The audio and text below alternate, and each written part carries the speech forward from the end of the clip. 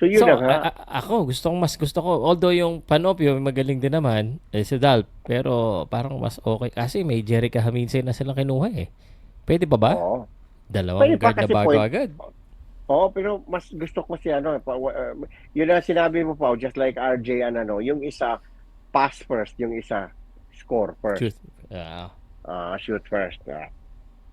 So, kung ako si Bearfield, I'd go to TNT. Diba? parang gusto mo lang yata siya dun eh. Yeah, yeah, pwede rin siya San Miguel pa. But also, again, if you really Ah, come to think of it, can you mm. imagine the backcourt of Mikey Williams and Bearfield? Diba? Yeah. Ang tanong kayo dito, now, I can imagine, ano, sino ang kapalit? Yan ang malaking tanong. Sino Yun na ipapalit nga. mo? Oo, yun na nga. Hindi ko lang Sino ngayon ang mas may asset na magugustuhan ng Blackwater? Yan, that's a good question.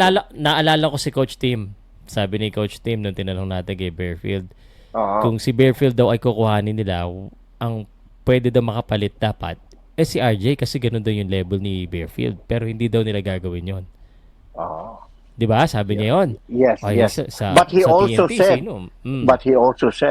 every time you get a chance to improve your team, you should do it. Oh. Yun na nga. Oh, ibig sabihin lang, what I'm saying is that ang makakapalit talaga ni Bearfield, someone that really is, a staple of that team.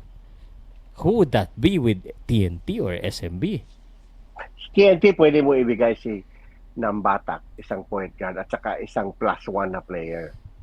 Oh. Ng Batak. Pwede si Nambatak kasi meron naman ding, alam mo, meron ding isang point guard na magaling ang TNT na hindi masyadong ginagamit pero veterano. Maybe Blackwater would want him. Simon Enciso. Hmm. Galing ng San Miguel. So, the only reason why tinanggal siya ng San Miguel Pao because there was a year na over na yung quota nila kasi only sa PBA team is only allowed 7 yata PhilAms in the roster. Ayun na nga pala. Ang dami na kasi sa ano Chris Ross, Lassiter, CJ Perez, Motaw Tua, dami na kasi nila mga Phil foreigners doon eh. So, Okay. ng Jericho Cruz, so nang nagsobra yung quota, si Simon yung nalaglag. Siya napunta ng Ah, TNT. okay. So, yun yun. Oh, oh well. Pero ibig sabihin nito, yung trade kay Cedric Bearfield, still negotiating pa yan? Still Wala pa talk, yan? no negotiations pa, talking lang daw. Kasi nga, So first stage pa wala, lang. oo, Intention tapos pa lang. intention pa lang na, hey, available. Kagaya kay Mamuyak, John Mamuyak, nag-meeting ang mga coaches daw pa.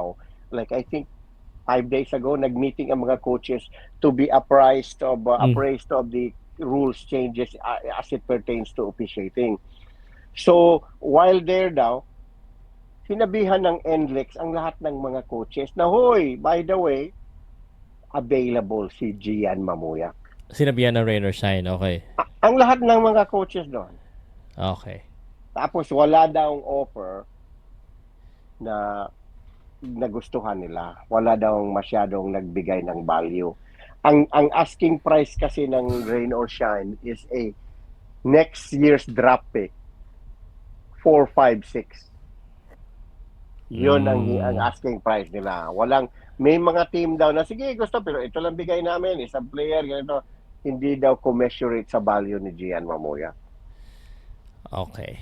Pero he is on the trading block. Okay. Alright. Saka ang NLEX naman pa, pwede na tayong mag-move sa NLEX. Oh. Ano ba talaga?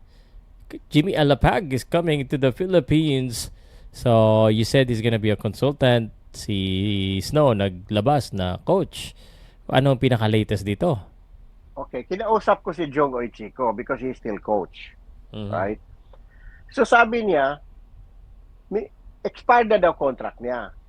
So in other words, he's a lame duck coach. Yun ang terminology niyan pa.